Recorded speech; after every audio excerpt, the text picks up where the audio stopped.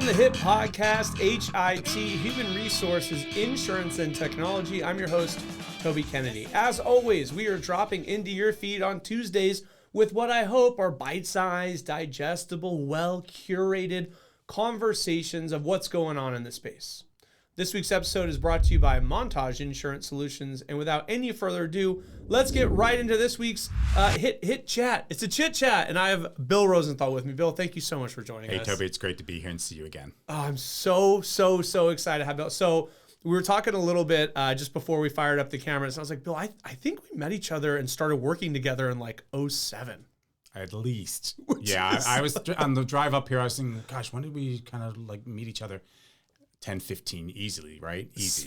At least, yeah. I mean, I didn't have any kids. Yeah. And my oldest is 21, so that kind of puts it all in perspective, right? That's unbelievable. Well, it has been an absolute pleasure to know you professionally, and honestly, I'm really excited to have you on here. I know that there's so many topics we can dive into, but before we kind of get too far down the rabbit hole, we met when you had a tenure running operations at an organization that was in the media space. But if you don't mind giving us like the nickel tour of where you've been, what seats you sat in, and what brought you to here. Yeah, I think we met. I was the chief operating officer of a great agency, Ignited. Yeah. Was there 17 years. It was amazing. I've been so fortunate to be in the entertainment and agency-related space since 96, so going almost on 30 years. Wow. It's been an amazing career journey, and I currently am the president at Midnight Oil. Yeah. So we're an agency / printer. So we have the ability to concept things and actually produce it at the same time, and we work with most of the major studios and streamers and retailers and other categories as well. And it's just so it's so rewarding to actually see work get produced. Yeah. And it's a lot of fun. Yeah, I love, so when we were first crossing paths and you were in that COO role, and it was, like you said, nice big media company, but you worked sort of hand in glove with the HR department. So a lot of the meetings that we had along the way that in some organizations do or don't include the COO, but certainly include HR, you were there. And so you kind of have had exposure to the human resource professional throughout your career and now sit in the role of a president. Yeah, I think that what's really interesting is that in agencies in particular, it's all about people. The technology to do the work, the computers and all that, but your assets leave assets, quote unquote, and your folks leave every night. Yeah. And there's an expression like you just hope they come back the next day, and so you're so beholden to creating an environment where your employees want to be there and they want to do great work, and finding and motivating folks that can have a really good career in that space it's a challenge, but it's also, let me back up. It's a challenge, but it's also really great. Yeah. And I think what's really interesting in certain spaces where it's like, okay, look, if you're assembling tables or chairs, and I know it takes 8 hours to do a table, and you give me a table at the end of every day, I know you've done work. I KNOW know it. Yeah. But in some spaces, it's more creative or it's more intellectual, and sometimes it's hard to pinpoint when people are thinking, when they're working, when they're not. So you have to create an environment of not only bringing that out, but fostering, I think, what can be a little more, I guess I'm getting at, like ephemeral or ethereal in some ways. Yeah, for sure. The creative space in general, like you could have that $1 million idea when you're taking a shower at 7 a.m. You could struggle for days and weeks to come up with what that right idea is. And it's, it's really creating an environment that creates the opportunity for inspiration. Yeah. Yeah. And I think speaking of environments, one of the things we've talked about in this kind of post-COVID world is, companies wrestling with the work from home, the work remote. And I know that, we talked a little bit the other day, and I would love to kind of pick your brain on some of your thoughts with this kind of post-COVID environment that we're trying to build and create. Yeah, obviously COVID changed everything for everybody. Back in March of 2020 when, we all sent folks home for what we thought was a week or two. And then it was a month or two. And then it was a year or two. And now we're 3 years plus post, quote unquote, COVID. But yet you're still testing. And, I just had COVID for the second time. And what does that look like? And I think, every company has struggled so hard with what's right for them. Yeah. I don't think anyone's gotten it perfectly right. Right. I think it's such a unique and customizable consideration So, you've had companies that early on said, you can work remote from anywhere forever. Right. And they've now walked that back. Well, and the guy moves to Oklahoma, right? It's like, okay, so we can work from remote. And then now they're like, hey, we're calling you back. He's like, Well, I mean, just the HR issues around the taxation of people going into states you don't have nexus in. I mean, no one thought about that. Totally. And it's like, oh my gosh, we don't have anyone in Nebraska.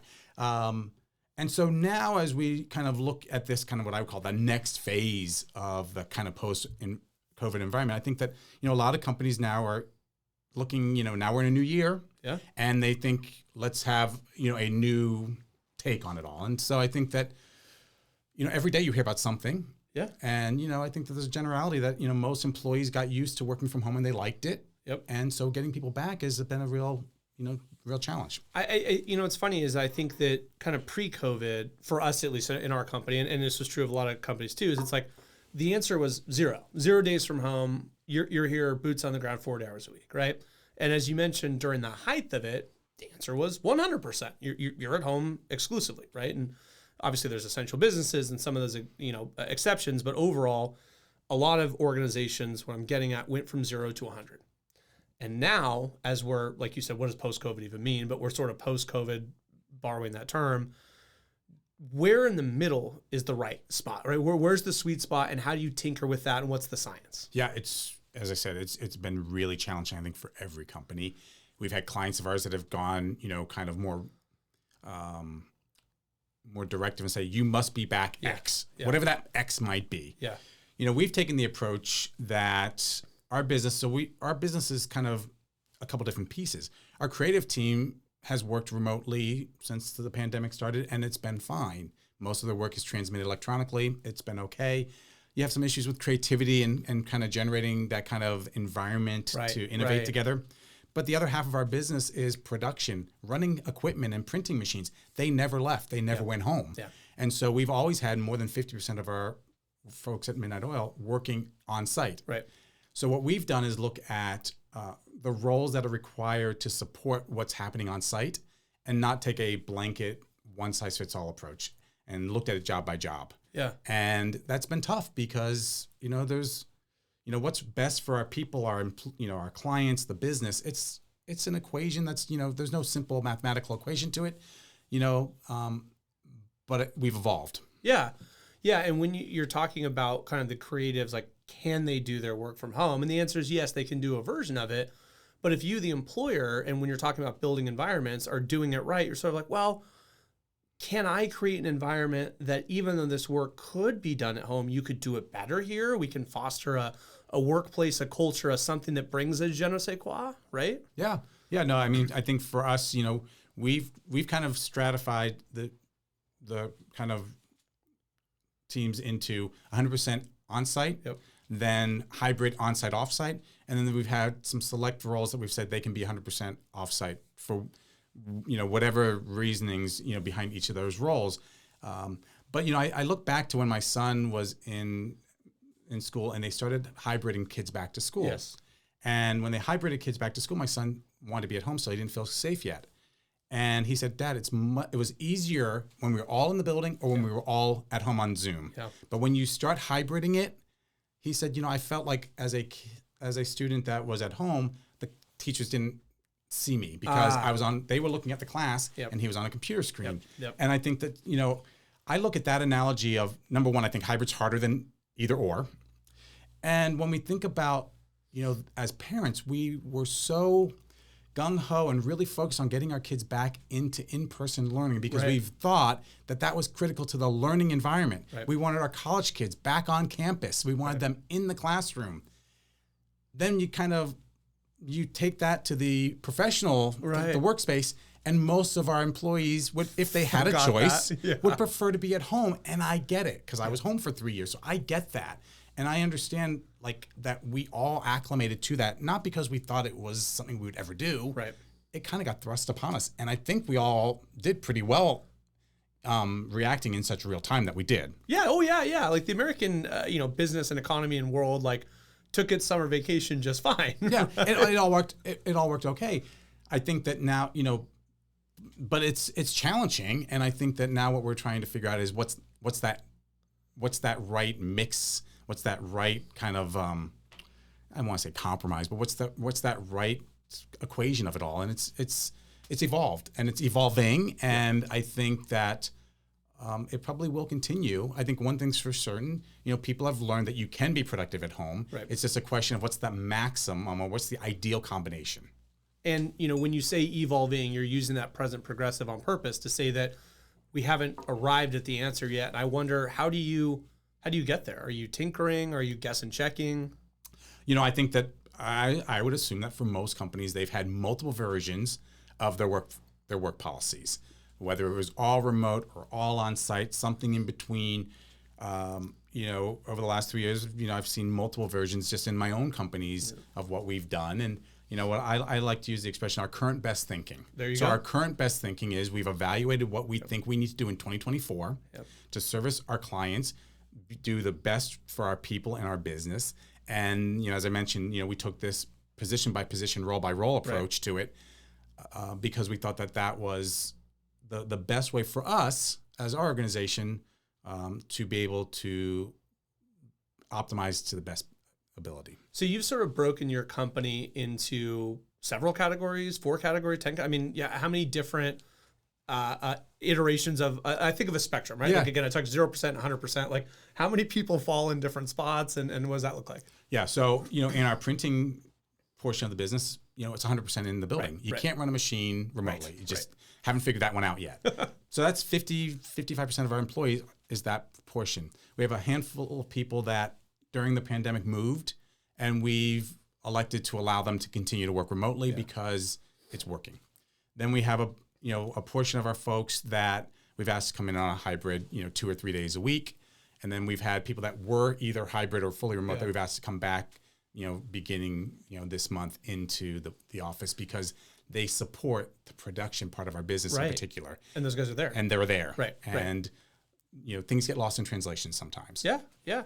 What does the mix look like for new hires? Because I almost think of like, when you get like a cell phone or whatever, and you're like, hey, new customers get this great deal. I'm an existing guy. What's my deal? Sort of a thing, right? And you kind of think like, hey, we as a company with the new hires, we're going to start this line in the sand and we're going to do something going forward. But obviously, if 2 people are doing the same job, it's like, hey, so what does it look like as far as phasing that stuff in?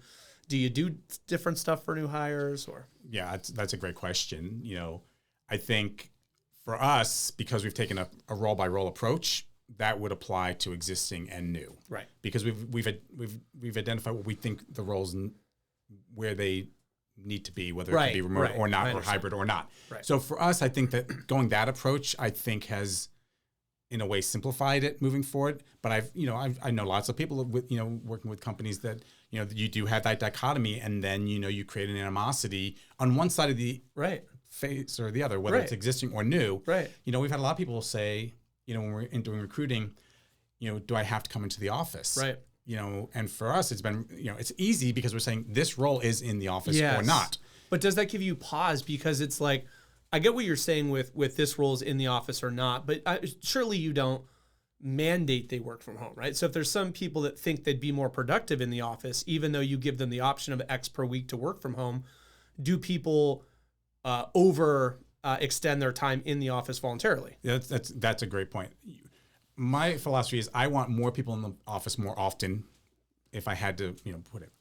So if somebody wants to be in the office 5 days a week, I'm all for that. Right.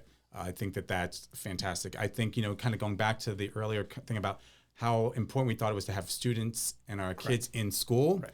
There is a part of learning in your job that happens. And I think that there is that learning that is accelerated by being in person, the things that are unplanned. Yes. And so I'm a big believer of that, particularly for our folks that are in the earlier parts of their career. And I'll define earlier as like the first 10 years of your career when you're really learning. I graduated from a degree in accounting. And my first job, I had no idea on day one what to do at all. Of course. I spent 4 years on the job training, learning to do that. Now, this was before we had cell phones, so I won't date myself. This was before a lot of technology that would enable some remote learning. But I can't imagine even in today's world that job could be learned fully remote. I think that it requires that mentoring there was a large level of mentoring that happened early in my career that was invaluable and I think created the foundation from which to continue to evolve my career. And I think for me personally, I can't imagine not having that. And so I think about folks coming out of college now. I have a daughter who's graduating in May. Congrats. Thank you. And I think, where's she going to learn best? Right. And can she do a job remote 100%? I'm sure there'll be lots of opportunities out there for that. I'm going to encourage her to do more, look at roles that require you to be in, because I think that there is such a great benefit to that. Yeah, and I think that's kind of interesting, because I think as a society or as a people or whatever, sometimes we notice trends and think that they're linear, right? We're going this direction, this is how we're marching, but sometimes they're almost pendulum-like, right? And they swing back. Sure. And so I wonder about the next crop coming up, right? Your daughters of the world that are being talked to by fathers and guardians and supervisory figures that are of the generation that say, hey, look, man, the mentor-mentee system taught me so much. You need this. And might it swing back, I wonder? Oh, absolutely. There's always pendulums, and the whole concept of the pendulum, when it swings too far, what's that equilibrium? And I think that's, as we started the conversation, finding that equilibrium for each company has been such a big, big challenge. And it will be different for different companies. I think that the idea that we were going to go completely remote, right. Which I think people maybe thought 24 months ago that we were going to go remote forever. They did, yeah. That commercial real estate was going to no longer be necessary. Right. And what are you going to do with all that? We're going to build condos or housing. And I think that the pendulum has come back, and we've seen it in our clients. You see it in the news every day. Another company every day changing their policy. Zoom. Yeah, I mean, they're altering their policy, and they're evolving that policy, because it's not going to be one of the extremes. It's not going to be 100% zero or 100% in office. It's going to be somewhere in between. And I think that folks are trying to find what that works like for them. And that's what we've been trying to do. I think every company is struggling with that. I think employees are trying to figure that piece of it out. I think at different stages of your career, different things work better or worse for people. And even different stages of your own life, like how young or older your kids, do you have any, whatever, right? Absolutely. I think that, a couple of interesting things that I've seen kind of in this kind of transition, or kind of where the pendulum's going. When an employee will say to me, well, you called me on, Teams or Zoom and you interrupted me. And I prefer that you don't call me without an appointment. If you missed the beginning of this, I'm sorry, your title's president, right, Bill? Well, this was not in my current role. So this was not my current role. This was earlier in the pandemic. It wasn't when you were an accounting assistant in No. 1996. But it was an employee that said, you're interrupting me. Now, in the office environment, if you had a question that was pressing, you would walk down the hallway and say, hey, Betty. Knock on the door jam. And say, hey, can I ask you a question? And it wouldn't be seen as a interruption, even though it kind of is. Yes. But this idea of appointmenting your staff, it requires a lot more work and effort. And not that it's not. It's not realistic at the executive level to be able to say, I'm going to sit on my question. I'll plan it for the 15 minutes we have scheduled in 3 hours from now. It's like, no, I have a question now. Well, at any level. Oh, sorry, I'm painting you with a brush. This is not fair. That's how I feel. No. But I wouldn't say that. I think at any level, even at a peer. Yeah. At a coordinator level, peer, like if I have a question and I need an answer from Betty, like should I have to wait for it because I'm now not productive potentially, right? And so I think that there's that. Another comment that I've heard, I think that is really interesting, is someone said, "What would I do in the office all day?" So that just tells you what are you doing at home all day? Well, I'm a believer in good intent of it all. I'm going to take the intent of it. It's like I can be more productive at home, maybe. Okay. Fine. But what would you do in the office? We'll take advantage of take advantage of that opportunity to connect with your peers, to maybe speak about something that, you hadn't had a chance to have a one-on-one conversation, because that, we all know body language is a real big element of communication. Yes. And in person, you certainly get that. On Zoom, it's maybe not as easy in a 1-inch box. Yeah. And even worse when someone won't turn their camera on for a year. Yes, because they're not camera ready today. I've had people say I'm not camera ready, and my response is very, empathetic. I know what you look like on your very best and worst day, and I love you both ways. Super good. So it's good. But, there's nonverbal communication changes, as we all know, the intent or the reception of the comment. So if I say, hey, Toby, I need it on Thursday, and you say, okay. Yeah. I think it's okay. It's going to be on Thursday. But if off camera you're giving me the finger, that's right. It's not happening on Thursday, but I'm not getting that, right? That's right. An extreme example. No, but it makes sense. And I think, maybe just to kind of put a bow on all this, I'm really glad we dived down this rabbit hole of kind of the work from home and the new world order, or however you want to call it. What are maybe some of your parting thoughts for other companies, executives, or folks that sit in the chair of, I help shape the policy for my company? And I love the nugget that you gave us earlier, which is, well, we evaluated large scale job role functionality and we assigned certain amounts of hybrid, ability for each of those. But maybe any parting thoughts on kind of how you cook the sauce? I think one, do what's right for you and your business and your people.